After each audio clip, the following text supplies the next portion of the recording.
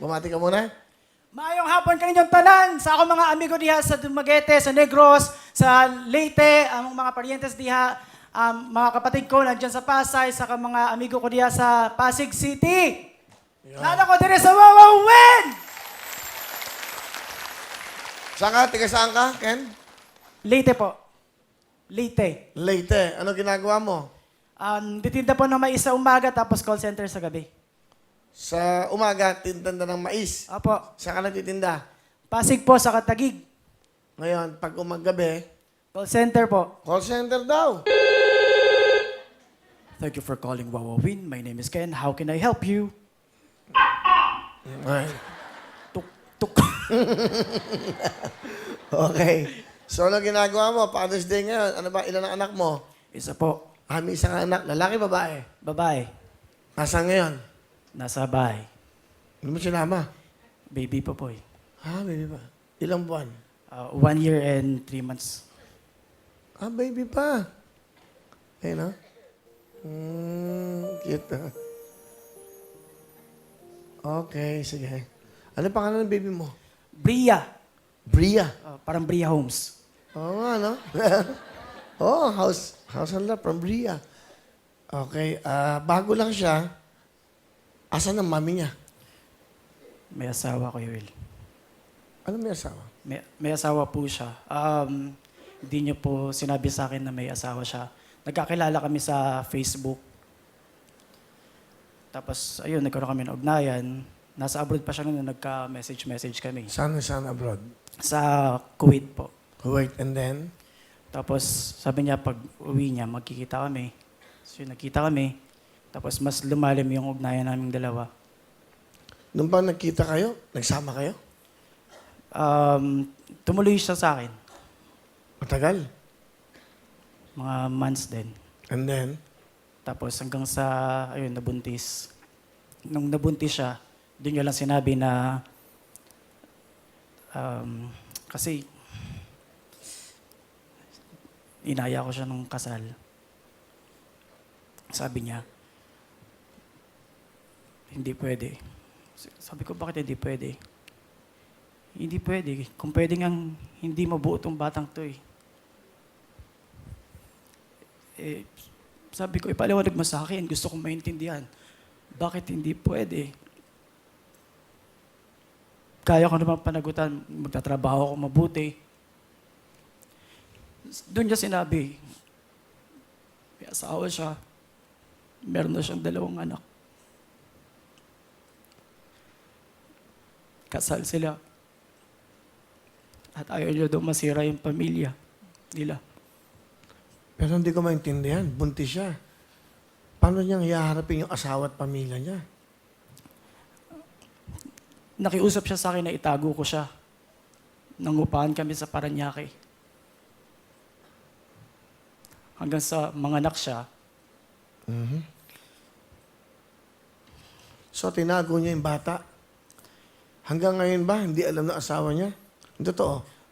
Sa palagay ko po, hindi alam. Kasi yun ang gusto niya eh. Huwag malaman. Nasaan na yung babae? Hindi ko alam. Binlock niya ako sa Facebook. Hindi ko na makontak yun. Nung nanganak siya, nasa poder mo. Nasa akin. Tapos umalis na lang siya, bigla-bigla. Nang 2 buwan, nasa akin siya. Pinaka masakit, Will, nung pagkapanganak ni Baby halos ayaw niya hawakan. Yung bata. Mas iniisip niya na masisira yung pamilya niya eh. Kasi, hindi naman, ano yun, tuta. Bata yun, tao. Halos ayaw mong alagaan. At saka anak niya yun. Anak niya yun, di ba? At mas pinili niya bumalik sa pamilya niya. Will, masakit pero ayoko rin naman makasira. Natutunan ko lang tanggapin. Hinayaan ko na siya. Umalis. Iniwan sa akin yung bata. Hirap na hirap ako. Di ko alam, di ako nakakapasok ng ilang araw. Dahil di ko alam kung paano ko alagaan yung bata. Di ko alam kung paano maging nanay. Babae. babae po.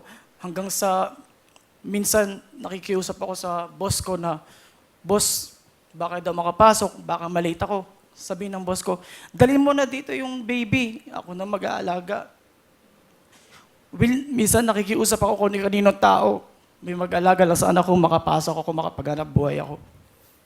May umabot ako sa point na iiwan ko dun sa lady guard yung baby ko. Andun yung gatas, bibigay ko lang diaper. Babalik-balik ako na lang pag break. Nakikisuyo ako. Minsan masakit sa dibdib kasi para ako nag-iwan ng alagang aso. Sabihin ko lang, pakibantayan. Sino nagbabantay ngayon? Ngayon, iniwan ko lang muna sa aming kamag-anak. Minsan po, nanay ko, ayan, tapos salitan lang po kung sino po yung available sa amin sa bahay. Sige, sino kasama mo? Papakilala ko po sa inyo ang napakaganda at may crush kay Will, si Mama Vilma! Ay, Nanay Vilma. Will, nagpapasalamat ako at nakasali ang anak ko rito. Ngayon, nabigyan siya ng pagkakataon para makapagsalita. Alam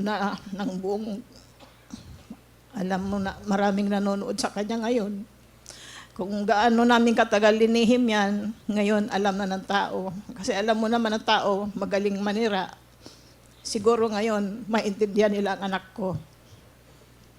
Ano gusto niyo sabihin po kay Ken, sa anak niyo?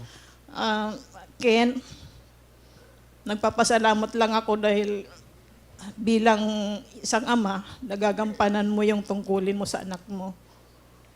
At madali siyang nakaka-recover kung ano yung naging problema niya. Hindi siya katulad ng ibang lalaki na pag may problema, magbibisyo. Siya hindi po. Nakatutok po siya sa pamilya. Kung ano yung mga problema ng ibang kapatid niya at kaya naman niyang ibibigay rin niya po. Kaya napakaswerte ko po kay Ken.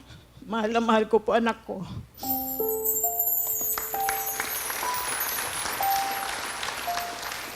Ma, napakaswerte ko din. Ikaw yung nanay ko. Kasi kahit tatay na ako, kailangan ko pa rin ng nanay tuwing nahihirapan ako. Andyan kayo. Sorry din kasi buhat nung magkaanak ako, di na ako masyadong makatulong sa inyo. Alam niyo naman, kaya ako nagsusumikap para maiahon kayong lahat. Pero, siyempre, ang hirap pagsabayin, maging tatay, maging kuya. Alam ko, umaasa kayo na ako lang yung makakatulong sa inyo, pero ginagawa ko naman lahat ng kaya ko. Sorry din kasi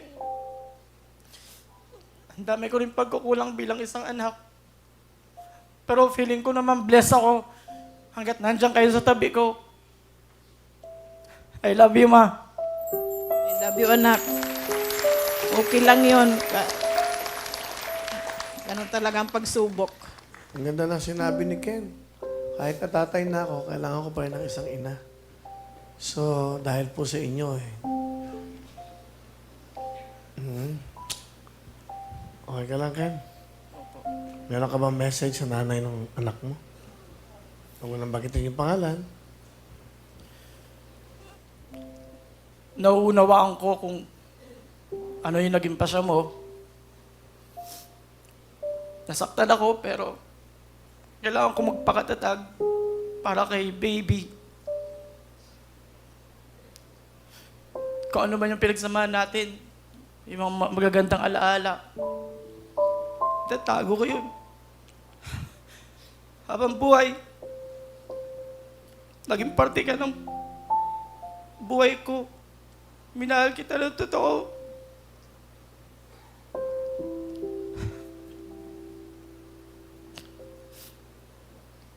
Sana maging masaya kayo.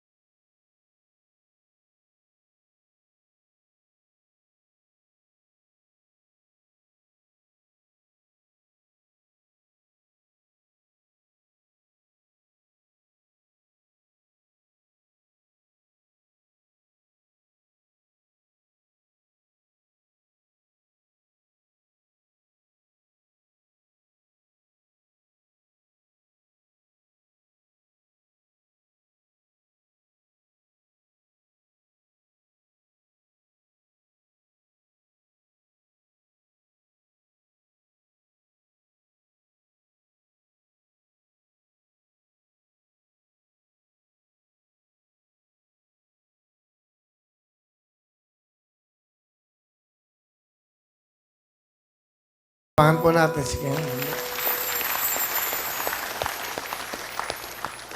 Ganda.